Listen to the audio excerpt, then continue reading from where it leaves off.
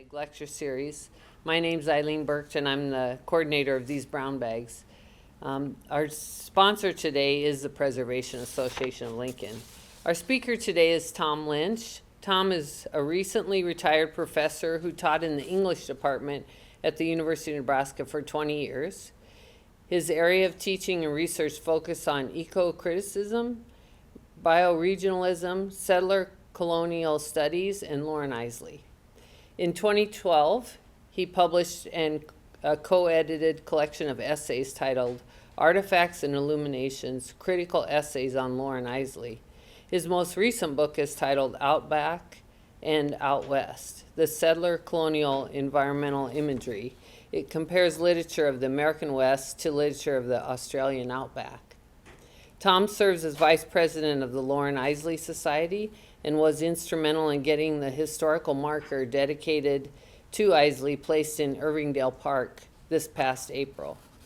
He is currently working on Walking in the Footsteps of Our Ancestors, a joint project of the Center of Great Plains Studies and the Otoe, Missouri tribe of Oklahoma, and is also helping organize the planting of an Otoe, Missouri native plant garden at Prairie Pines Nature Center.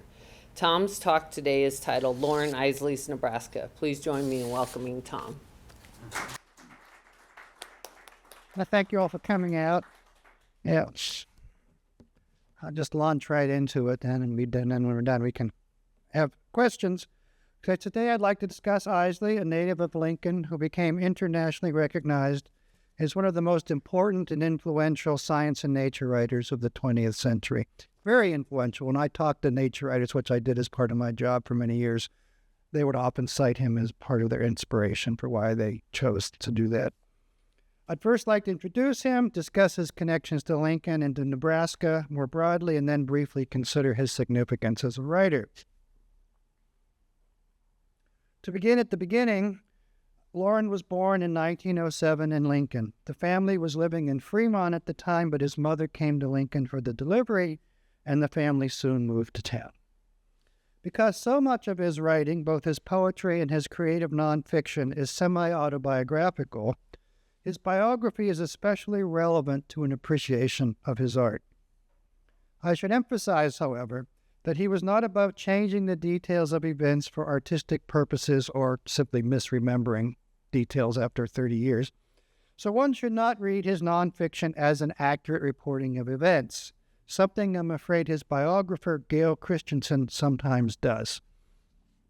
I'm a little critical of him, but it was his biography was a monumental effort, and it was a task I could never have achieved, so I don't want to be too hard on him. And if you're interested, many of the audio tapes he made with friends of Eiseley are housed in the Heritage Room now, so that's a very. I keep meaning to go over and listen to them all, but haven't yet. As a child, Loren had a difficult and impoverished family life. His father's first wife had died, and he remarried a recently divorced woman by the name of Daisy Corey, who would become Loren's mother. Daisy was deaf and seemed to suffer from some sort of mental illness. Both literally and figuratively, he and his mother had difficulty communicating.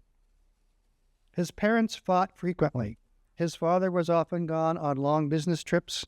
The family struggled on the edge of poverty, and the young Loren felt abused and neglected by his mother, who's in that photo there on the left. Sadly, he never reconciled with her, even when, as an elderly man, and I wrote elderly in here, and then I realized he was younger than I am, so I revised it. As an older, wiser man, he visited her grave in Lincoln's Wyuka Cemetery.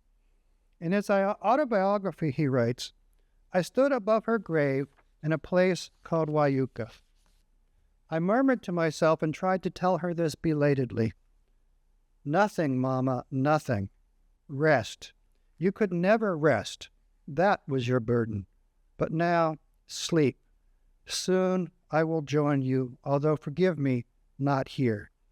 Neither of us then would rest. Now you will understand," I said, touching the October warmth of the gravestone. And just by chance, when I went to the cemetery to photograph her grave. It was October, so I got the leaves there. Loren's bitter childhood experiences frequently color his writings with a melancholy tint. Some people find him a little bit of a downer. And it's easy enough to read much of his work psychoanalytically. As an adult, for example, he seems to have craved affirmation and was furious and depressed about negative book reviews, which is not a good thing as an author. Eiseley's first home was on South Street in Lincoln, near 17th, just down from Walgreens there, a couple houses down from Walgreens, which was then near the edge of town. This house has been referred to as a house of gesture for Loren and his family's efforts to communicate with his mother. Gail Christensen, Eiseley's biographer, writes, "Visitors rarely came, and those few who crossed the threshold were not encouraged to remain long. The shuttered and curtained windows not only kept the sun at bay, but discouraged curious neighbors from establishing contact with those who dwelled within. The Eisleys were dismissed as peculiar, though harmless and unimportant, social outcasts of their own making. It was from this house that the young Eiseley, and I'm talking five-ish, six-ish, ventured to the Green Gulch, the so-called Rudd Mansion, and rode the tea wagon to the bishop's house, all described in his essay, The Gold Wheel, which is in that collection there. So,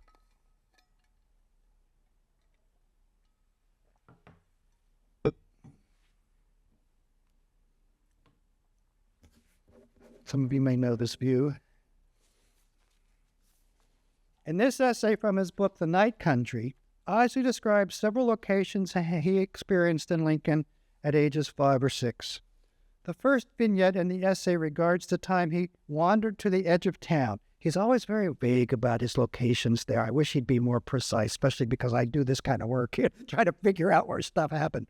But wandered to the edge of town.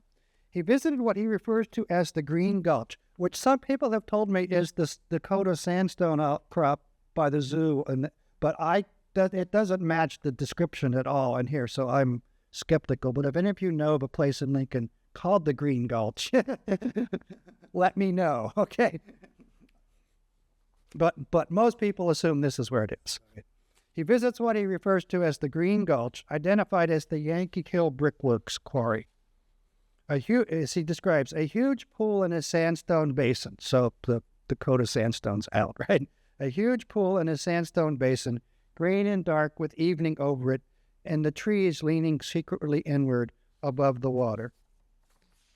Some older boys he encountered there discovered a huge old turtle.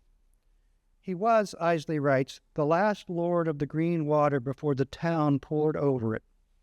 To his horror, the boys stoned the turtle to death. They then turned their bullying hostility toward him. He seems to have been bullied a lot. He writes about fighting off bullies frequently. They turned their bullying hostility toward him before pointing him toward home and sending him away. I had, he writes, discovered evil. Because he was from a poor, struggling family, but living in the vicinity of one of Lincoln's wealthiest neighborhoods, young Loren became acutely aware of social class differences. In the next vignette in the Gold Wheel essay, he describes sneaking off to a nearby wealthier neighborhood to investigate what he refers to as the Rudd Mansion, a fictitious name, perhaps borrowed from the actual Rudd Mansion in New York City, and he made frequent trips into New York City, so it's quite likely he had walked by the Rudd Mansion there. It has been erroneously handed down as referring to, and I'm part of that handing it down erroneously, erroneously handed down as referring to the Zemer House, a.k.a. Maple Lodge. This is close, but not exact. It was probably, I'm almost 95% certain, the Ernest C. Ames family home, which at the time was located directly behind the Zemer House. Ernest was a wealthy insurance executive, the son of John H. Ames, considered Lincoln's first author for having written Lincoln, the Capital of Nebraska, a complete history of its foundation and growth up to the present time, published in 1870. The Ameses had two small children, Margaret C. I do my family genealogy, so I knew how to find this right away.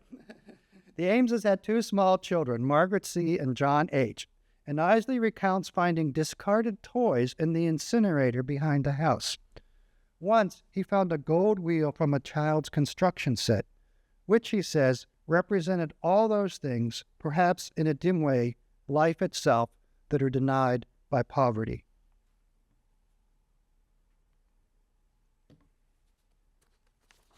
The Ameses family home at 1750 South 20th Street, which I got from the records there, was replaced in the early 1970s, and I think that's the date, by Milder Manor, now called Sumner Place, an assisted living and memory care facility.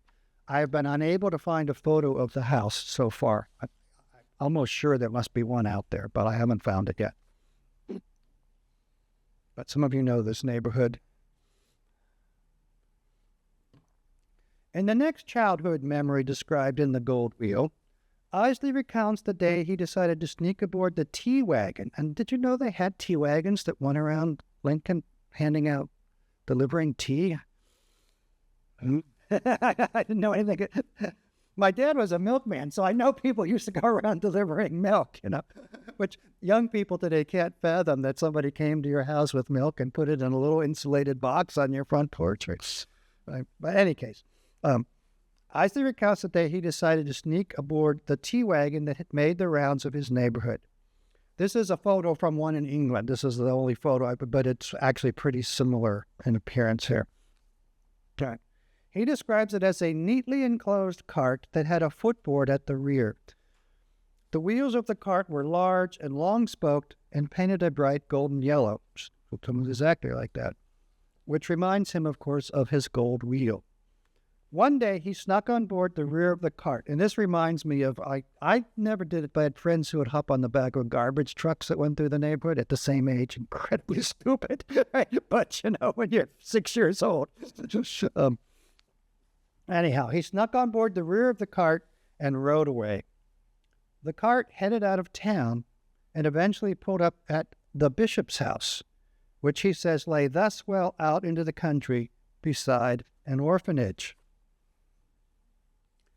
I'd say I live on the far end of Sheridan, where Sheridan and Calvert meet. So I go by what I jokingly call Vatican City there all the time. I grew up Catholic, so I can make jokes. But I jokingly call Vatican City there. And in my imagination, reading that essay, he'd always been going there, right? But then I was with my granddaughter at Bishop's Height Park one day, and it dawned on me, there's a reason it's called Bishop's Height Park. I better investigate this. And sure enough, of course, as some of you well know, it's where the bishop lived, right, in this residence, right. It says it wasn't that far, though to a young child it probably seemed a world away. I mean, he went down South Street, turned right on 27th, and went out to, right, that's the trip he made. The bishop's house, he writes, was a huge place of massive stone. It had high battlements of red granite, and around the yard ran a black iron fence. It's pretty accurate here, except the fence isn't shown here. And if you're interested in more, the Country Club Neighborhood Association magazine, which this is online, available online, has an article about, and there's a photograph of the residence there, which was actually at 28th and Calvert. Okay. And it says it was from 1887 to 1958. Okay. And this is the orphanage he refers to, right? They're on 27, across 27th Street from the bishop's residence there. So that's what he refers to there, which was raised in 1966. There's some other online. I found some other images of the orphanage there. Okay. After living a few years in the South Street house, the family moved to Aurora for a year, but returned to the same neighborhood in Lincoln and settled into a modest house on 22nd Street. Most of the childhood memories that appear in Eiseley's writing occurred while living in this house. Two things became escapes from his difficult home life. One was reading. Loren was a voracious reader. And from this house, he would walk to the downtown Lincoln Public Library, and it's appropriate that a library is now named for him in town, though not the one he went to, of course, schlepping his stack of books back and forth in a red wagon. The other escape was nature. And from this house, in the opposite direction, to the right, he could escape into the fields and woods on the edge of town. Recently, Marty Miller, a former resident of the home, which is a rental, I don't know who owns it, but it's like, it comes up for rent periodically, sent the Eiseley Society some photos of the interior taken in the 80s. Now, she said that the furniture is not original, but the wallpaper, the lighting fixture, probably the floor, some of it would have been original, probably to when Eiseley lived there.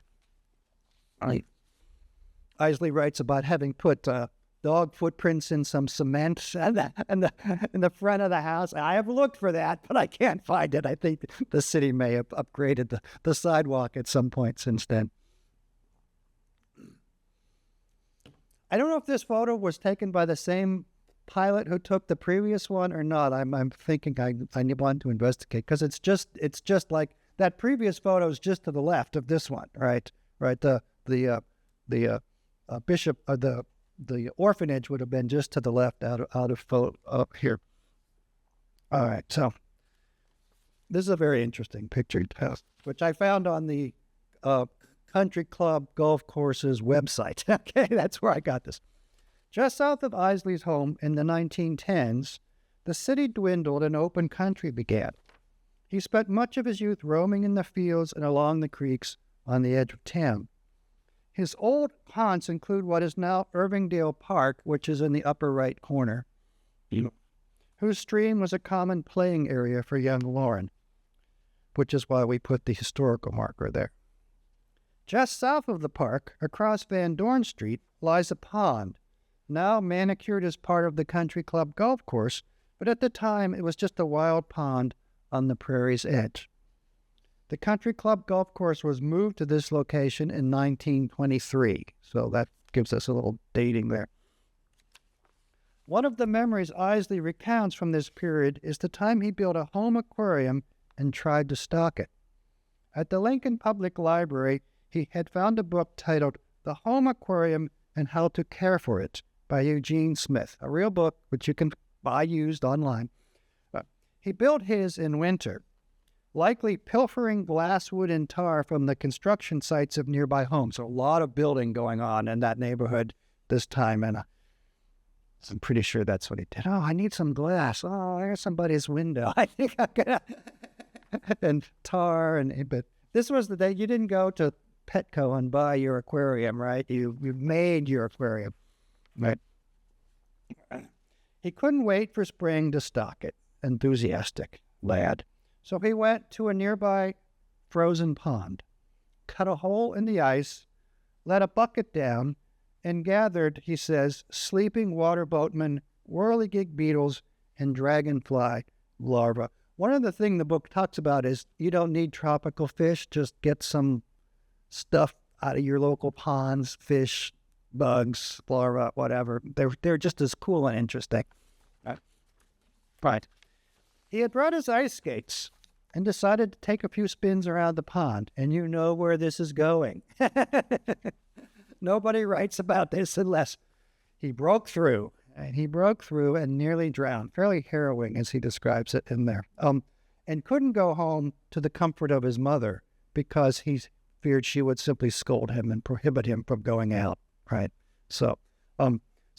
And then this event also made him forever fearful of water, which is something that occurs in some of his writing, especially in the Flow of the River, famous essay by him. He talks about how frightened he was to go into the Platte. I think this map makes sense here, so you can see where the pond is. His home would have been off to the right, off into the upper right corner there, right? And that's Irving Middle School, which was not there when he lived there, right? That was built just a few years later. It's always striking how few trees there were at that time, isn't it? and homes, for that matter, if you know the neighborhoods now. Years later, he returned. On one visit to Lincoln several years ago, I thought it might be good to tramp out to that old pond where so many generations of boys had swam, waded, or collected. Forbidding fences warned me away. It was now part of a country club. He says a few mean things about country clubs and then says, if a country club had not acquired the ponds and landscaped the greens, all would have been filled in by suburban developments in any case. But this was all wild once, and the feeling that is left is somehow lost and bittersweet. The pond is there. It is not the same pond.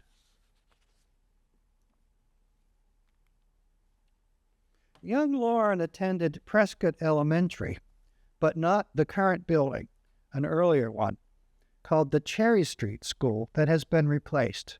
Cherry Street has also been renamed Sumner. I think, where's Cherry Street? I don't know Cherry Street. I don't know why they renamed it Sumner.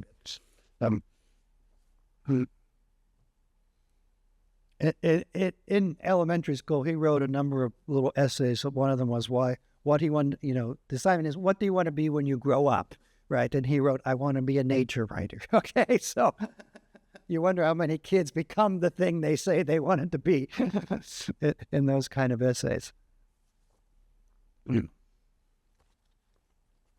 That's an electric car, by the way. They were actually quite common around here at that time. Because his home life was difficult, Loren needed a place to escape to. Fortunately, his mother's sister, Aunt Grace, and her husband, Uncle Buck, William Buchanan Price, known by Uncle Buck, lived a few blocks away and welcomed him into their home. Uncle Buck was a well-established attorney and had connections with important people throughout the city. Understanding the young Loren's difficult circumstances, his aunt and uncle helped him when they could, sometimes letting him sleep on their back porch when he was a teenager, trying to steer him on the right course, and eventually even paying his way through college.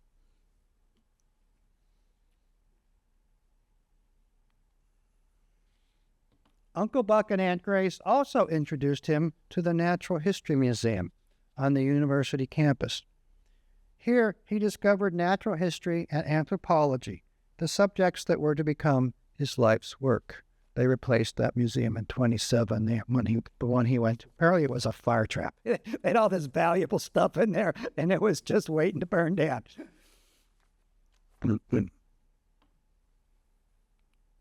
Years later, artifacts he himself collected would be displayed in the museum, including these mastodon bones he and Bert Schultz uncovered near Milford. There's a few others on display as well. I've been wanting to get them to do an Eiseley display at some point.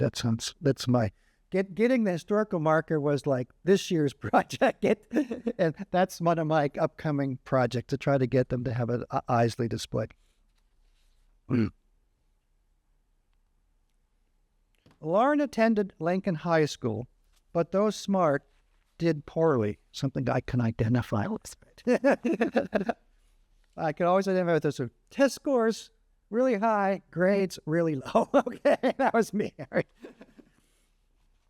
Uncle Buck, who recognized Loren's intelligence and understood the emotional source of his difficulties, arranged for him to be enrolled at the new experimental Teachers College High School on the campus of the university. It says right across from the student union. Student union's just to your left there. The building has since been converted into Canfield Hall, the university's administrative hub.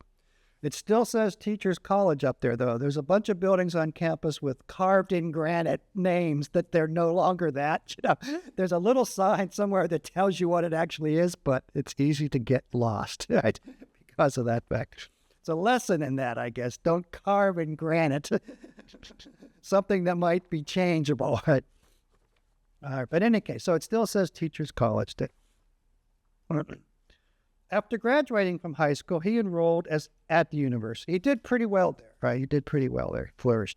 He enrolled at the university as a dual major in English and anthropology, an interdisciplinary education that served him well in his later career. In his early years as an undergraduate, Eiseley had the reputation as an important and promising poet, and he published poetry in a range of literary journals. Most notably, his work appeared in the earliest editions of Prairie Schooner, which was just beginning when he was an undergraduate, whose editorial staff he joined for the second edition in 1927.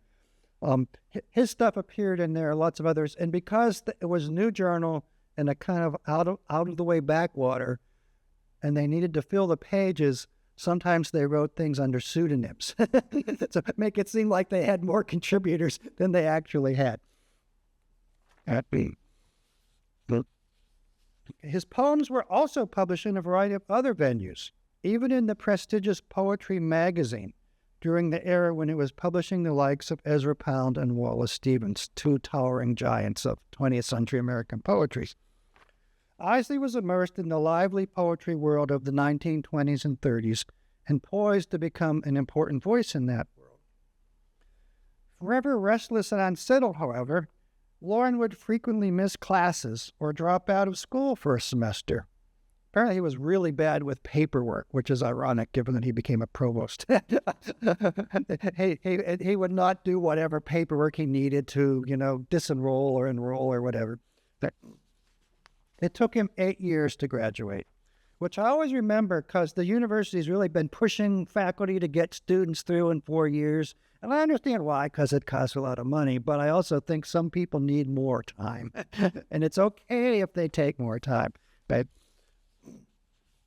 sometimes mid-semester, he hopped freight trains, heading west for adventures, hanging out with the hobos and tramps. He published 2 short essays on his hobo adventures in Prairie Schooner, Riding the Peddlers and the Mop to KC. That's not really him there. Photo I found it. I stole an overcoat and caught the KC drag at the crossing. He likes to use hobo lingo and these. I had 1,000 miles to go, and there was already frost in the fields. I thought I'd be the last beau left in the country. Worse yet, there wasn't an empty in sight. But a gondola came by with a couple of heads watching me. I'd have company anyhow, so I climbed in. Winter 1935. In his autobiography, he describes one day he spent lounging at an empty train station with 4 hobos drinking grape soda pop as the most perfect day in the world. Throughout his writings, marginalized characters, homeless men, lowlifes, misfits, fugitives, are prominent figures and sympathetically portrayed. He identified with them. Theirs was a life he himself had barely escaped. But even as a successful academic and writer in his later years, he felt like a misfit, a fugitive. He likely suffered from what today is called imposter syndrome, as do many academics from the lower social classes. I think I had some of that myself. It's a different world than the one you grew up in, and you're not sure you fit. A fraud surely to be found out and expelled, set to wander again with the hobos. During his summers as a student, Eiseley was recruited by his friend Bert Schultz to participate in several summer-long paleontological expeditions to western Nebraska. Those expeditions, known as the South Party and sponsored by the Morrill Hall Natural History Museum, unearthed a wide variety of fossil remains, including oreodonts, mastodons, rhinos, camels, saber-toothed cats, extinct bison species, and the tools and weapons of early humans. At the time of these expeditions, the scientific consensus was that humans had inhabited North America for around 2,000 years. The evidence collected on these expeditions, including Folsom points found in association with an extinct species of bison, this was at Signal Butte near just south of Scottsbluff, helped to push that timeline back to about 10,000 years. Eiseley was deeply moved by his experiences searching for and digging up fossil remains in the rugged reaches of the shortgrass prairie and the spectacular badlands of western Nebraska. And, as we will see, his time on these adventures served as inspiration and material for much of the writing he was later to do. There's hardly an essay he writes, I think, where he doesn't make some allusion back to those several summers that he spent out there. Many of these expeditions were in and around the Wildcat Hills, south of Scottsbluff. Some of you been there? People, if you haven't been there, you should go. Yeah. All right. This landscape and extending north into South Dakota is full of eroded canyons and ravines and is, as Eiseley explained, one of the great fossil beds of the North American age of mammals. Undoubtedly, Eiseley's most famous paleontological find was the skull of a Nimravus brachiops, commonly, though erroneously even by him, called a saber-toothed tiger, with its tooth embedded into the bone of another of its kind. And this has been on display in Morrill Hall, so this is one of the ones. It used to be, I haven't been there since the remodel, but it used to be you go in and take a right, and it's in a display case just to the right. Clearly, the two had fought, one piercing the bone of the other with its long tooth, and unable to remove it, the two had perished together. That's a good painting, but probably should be a little bloodier, I bet. This find resulted in Eiseley's most famous poem, The Innocent Assassins, published in 1973, in which he pondered the evolution of violence and weaponry in a manner clearly influenced by the Cold War, the nuclear arms race, and the very real possibility of what was referred to as mutually assured destruction. What better tableau of such mutually assured destruction might one find than a saber-toothed cat killed by the perfection of its own lethal weaponry? The poem, formerly displayed on a plaque at the Chimney Rock Visitor Center, but's been removed when they did the remodel there. But it is also displayed at the Wildcat Hills Nature Center. But just a few miles, the fossil was found in that sort of whitish exposed rock layer, but farther to the left, farther to the south there. But that's the layer that it was in. Once, in the sun-fierce badlands of the West, in that strange country of volcanic ash and cones, runneled by rains into purgatorial shapes, where nothing grows, no seed spring, no beast moves, we found a saber-tooth, most ancient cat. His biographer, based on the description in the poem, assumed this was Toadstool Park. But it was not Toadstool Park. You can't assume that a poem is an accurate replication of something, because it sounds more like Toadstool Park than it does like that area there. These 3 summers of paleontological digging were probably one of the most important period in Eiseley's development as a writer. Among the many things Eiseley learned on these expeditions was that evolution was not just something to read about in books, but something that could be literally unearthed and touched, not just a matter of intellectual imagining, but of tactile sensation. Much of his writing tries to convey this reality. And this photo is taken from a rhino quarry on the top of a hill at the site where he wrote the essay, The Last Neanderthal, which is also in that collection. So down in the valley is the farmhouse where they stayed and where the last Neanderthal lived. I could talk about her. So. Yeah. Okay, during the Depression, he was employed by the Federal Writers Project, part of the WPA. He authored several sections on geology, paleontology, and prehistoric Indians in the celebrated volume, Nebraska, A Guide to the Cornhusker State. For 10 years, Loren had an on-again, off-again relationship with Mabel Langdon. She was several years older than Loren, and in fact had been one of his teachers in high school. She was more sophisticated and from a wealthier family, and at times supported him through college. She worked at the art gallery. She was a kind of a curator at the art gallery there. They frequently traveled together, and on a visit to Albuquerque in 1938, their host teased him, "Gosh, you guys travel together and so forth. You just have to get married." And so they went out and did.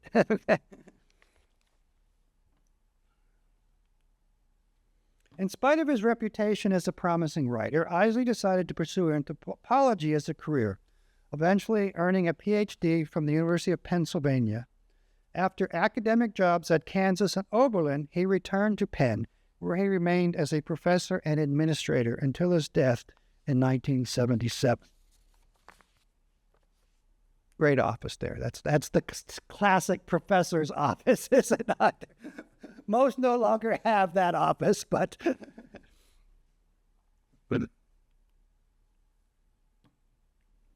apparently when he became a provost, he hung on to that office, and people got envious. They wanted that space because it was such a great space with all the windows and everything.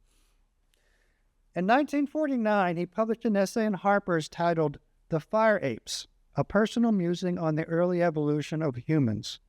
A young writer by the name of Ray Bradbury, then completing the Martian Chronicles, sent him a letter telling him how excellent the article was, the most extraordinary essay I've read in many years, and he encouraged Loren to write a book. And one of the last things Bradbury ever wrote is the introduction to this collection. Bradbury's encouragement led to the publication of Eiseley's first book, The Immense Journey, in 1957. This is a personal narrative exploration, scientific explication, and philosophical pondering of the immense journey we are all a part of, evolution. Eiseley became an influential writer of nonfiction, a noted philosopher of nature. Comparisons to Henry Thoreau became common, really cliched in reviews. Come on, reviewers, can you do better than that? Right? It's still common. Some new nature writer comes along and some reviewers, oh, the Thoreau of our time or something. I mean, it's a great tribute to Thoreau, but yeah, he was widely admired. I first read The Immense Journey in my freshman composition class in 1973. Many of the big issues of the 20th century, mid-20th century, the Cold War, the space race, which he was a little dubious about, and the threat of nuclear annihilation recur regularly in these writings, sometimes overtly, but often as a pervading mood of mixed hope and dread.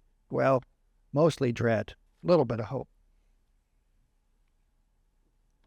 Through the 60s and 70s, Eiseley published a number of other books, some histories of science, especially on Darwin and Francis Bacon. I don't think the field history of science was really a thing at the time, but it's now a well-established field. Some personal narratives, some poetry. Yeah, I think he's a much better poet than he's given credit for. And his memoir, All the Strange Hours, which we keep trying to get adopted as a one-book, one Nebraska. So if any of you want to nominate for that. Throughout his writings, Eiseley ponders the mystery of time, of life, and of the processes of evolution that braid them, that braid all of us together. He died in July 1977 and is buried in Philadelphia, far from his mother. For more information, you can check out the website of the Loren Eiseley Society. And there's also if any of you are doing Facebook, there's a Facebook group for the Loren Eiseley Society there. You can also check out the Digital Story Map Project, Loren Eiseley's Nebraska, hosted at the center, at the Digital Research and Humanities Center. There, it does have the mistake about the Zemer Mansion Maple Lodge being, and I keep meaning to go in and remove that, but that's in there.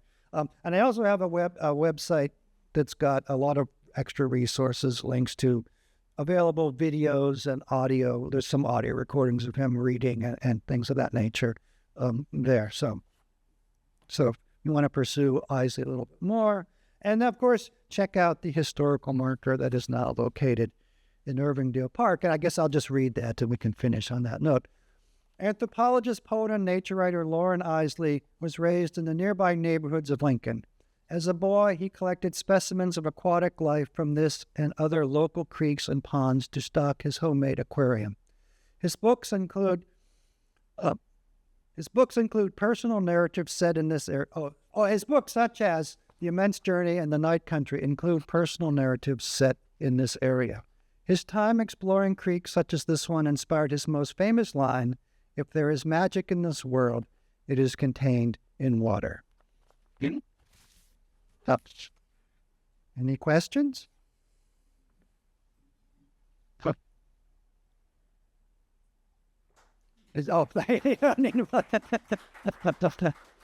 Were some of you familiar with Eiseley? for some, most not. Some are nodding, some are not. Yeah. There. I've got a full picture of the Ames Mansion. Oh, that would be great. Yes, that would be great. Yeah. Okay. Yeah, because I just, I'm just curious what this place looked like. Is there a possibility that Philip's Castle or Atlantic was the red stone mansion? I don't think so. No, you mean the one where the bishops? No. Oh, 19th 19th and D. Yeah. Philip's Castle. Okay. I don't know. It's red stone. It's red stone. Okay. All right. Okay. All right. Yeah. Yeah. One of the things that convinced me it was the Ames house was that some of you know Bob Kazelka. He does not suffer fools gladly. And I was the fool telling him that Maple Lodge was and he was saying, no. They didn't have kids at that house, so they wouldn't have had toys. And I go, okay, Bob, I'll check into this. And he was right. So We'll check out biography of the other ones. You can see if their kids thinner. okay. Oh yeah, the other house. Bring it on, Bob. Okay. All right. Yeah. Okay. Right. Well, the trick would be to find the remains of the incinerator, because I think probably a lot of people did have family incinerators at the time, so that makes sense. But yeah, to find the remains there. There was a big fight. Bob told me there was a big fight when they, the manor with the hospital facility wanted to take over that spot, and they had wanted to tear down the Maple Lodge building as well and take the whole block, right? And there was the neighborhood association fought against that, and the owners, whoever were the owners of Maple Lodge at the time, were grateful, and so gave that little pocket park to the neighborhood, right? So there's that little pocket park there right on the corner. It's just a nice place to hang out, actually. It's quite pleasant there, but it's only, tiny little parks. But that was in thanks for the community fighting off the destruction there. So that manor that Sumner right. see home now was actually probably built a little bit before the 70s. Oh, okay. Older than, I think it's a little older than that. Don't you think, Ann? It was there like they went to Nebraska. Okay. Yeah. So I'm clear. I couldn't find when it was built. Yeah. Right. But it's close. Yeah. Yeah. Maybe late 50s, early. Okay. All right. Maybe the 60s. Okay. Yeah. Whenever I could do more research, figure out when that battle. Well, when the Ames house was raised would be a good dating of that. Building permits. We can get them. Building permits. Okay, that's right. Yeah, some of you are much better at doing this kind of research than I am. Right. Yeah, building permits would be good. Yeah, because it's it's TP Lynch 2, Gmail. TP Lynch, LYNCH 2. So to get this plaque up, you had to obviously put the historical Right. and come up with the money to buy it. And then did the city parks department also get in on the? Yes, we had to get their permission. We had originally wanted to put up they have 1 post and 2 post plaques, right? And I had written text for a 2 post plaque, which was much longer than this. And they said, we don't put 2 post plaques in our parks. It's fine, but they wanted to put it there. Like the city was excited to install it. So when it was, when the historic, we did have to pay for it. Yeah, the Eiseley Society paid for it there. We did a little fundraising, not a lot. We're not good at that. In any case, and then, it got made, and then they said, where do we want to ship it? I said, well, you could ship it to my house. And they said, well, it weighs like a ton or so. I don't remember, like 800 pounds. I don't know, whatever the hell. Some huge amount. And I said, well, let me check with the parks people, and so they agreed to take it. And it was done in like December. And I thought, well, we don't want to install it in December, so we arranged to do it in April. We thought it'd be warm, nice day. And so then when we did it, it was a gorgeous day. And then the mayor found out about it in the mayor's office, and she wanted to get involved. So she actually she was there. She actually was kind of. So with the great addition, and I am positive.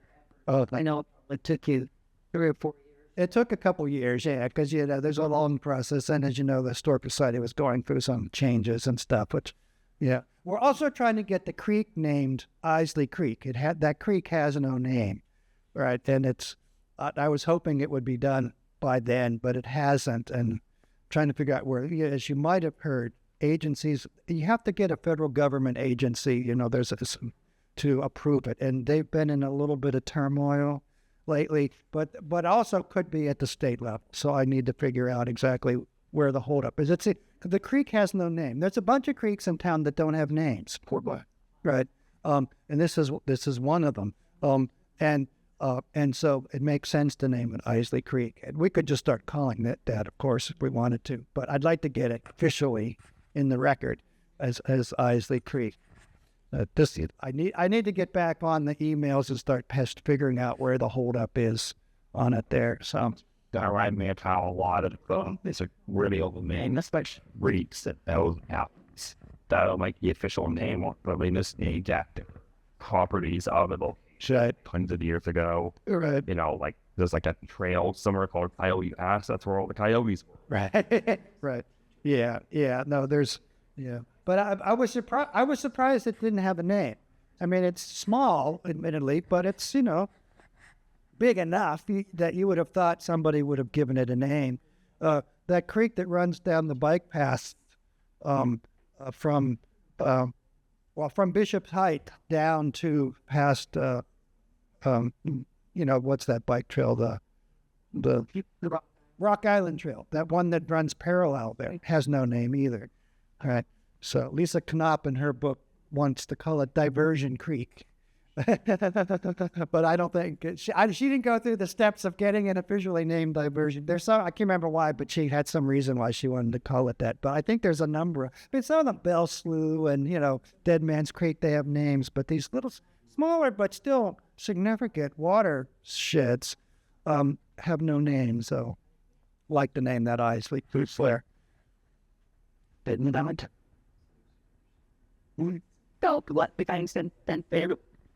Irvingdale Park, yeah. It's between the tennis court and the swimming pool, which is a great location. It's right next to the bridge, so you can see the bridge there, right? I was hoping that they did a big remodel there recently, right? And they took out the old nice wrought iron bridge, and I'm sure it was for ADA compliance, because I'm sure that bridge was not ADA compliant. They had a kind of a hill on it, and stuff. It was, but it was they should have left it there and put this one next to it, I guess. But in any case, when I first started this, I had pictured it next to that quaint old bridge, but they've got a nice new. So is this facing 20th Street? No, 20th Street's in the distance. The school is off to the left here in this picture here. Yeah, so you're facing more or less southeast from this photo. Yeah, so the tennis court's kind of behind there. But yeah, and of course what people discovered when they were coming to the event, we've had a couple of events there, and we'll probably do some more. We always try to do an annual Eiseley's birthday reading. And it's moved around a bit, but last year we did it there, and I'm hoping we can do it there again, because there's a covered little shelter place, so if the weather's not great, you have a place to go to. So it's actually a good location for that kind of, it's small, 15, 20 people come. We're happy about it. One year Ted Kooser came. We were thrilled with that. But it's a good location. There's a lot of traffic through there, right? And we have talked about working with the school, because Eiseley was he writes a lot about the sunflower forest, which was probably for him in the Russian Bottoms, where the North Salt Creek, South Salt Creek neighborhood, they call it the Russian Bottoms then. And the creek flooded more regularly at the time. And he writes about how there would be these enormous sunflower forests that the kids would all play in and run around in. And so he writes a lot about the sunflower forest as his epitome of the ideal natural space. So the Eiseley site's done a little better work at with sunflowers, and I would like to get the school. We missed it this year, but it'd be nice to have one of the school classes plant a bunch of sunflowers near the sign in the spring and then come back in the fall and all these sunflowers would be up. That's maybe next year we'll try to get that together. So any final questions? Any? So I believe if you in the picture and look to the left of around the sign that's still in 1907, 1977, you can see a few pixels of green that I believe is street sign. Oh, That corner is where the pond is. yeah, the pond. Yeah, the pond would be right there. Yeah, the pond would be right there. Yeah, yeah, yeah, yeah, yeah. All right, we all finished. All right. Well, thank you for the questions and the information. Yeah.